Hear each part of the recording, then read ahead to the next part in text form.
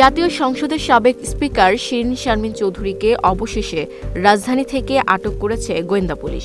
সোমবার দিবাগত রাত আনুমানিক 4:30টার দিকে ধানমন্ডির 8/A রোডের একটি বাসা থেকে তাকে আটক করে ঢাকা মহানগর গোয়েন্দা পুলিশ। দীর্ঘদিন আড়ালে থাকার পর এই বাসাতেই অবস্থান করছিলেন তিনি, এমন তথ্যই জানিয়েছে সংশ্লিষ্ট সূত্র। তবে ঠিক কোন মামলায় বা কী অভিযোগে তাকে আটক করা হয়েছে সে বিষয়ে এখনও আনুষ্ঠানিক কিছু জানায়নি ডিবি জানিয়েছে, বর্তমানে তাকে জিজ্ঞাসাবাদ করা হচ্ছে এবং পরবর্তীতে বিস্তারিত জানানো হবে। শিরিন শারমিন চৌধুরী 2013 সালের 30 এপ্রিল প্রথমবারের মতো জাতীয় সংসদের স্পিকার নির্বাচিত হন। এরপর টানা 1 দশকের বেশি সময় এই দায়িত্ব পালন করেন তিনি।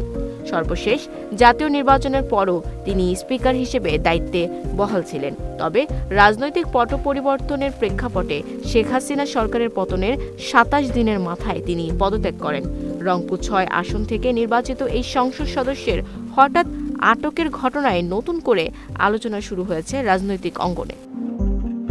Desk report, news flash 71।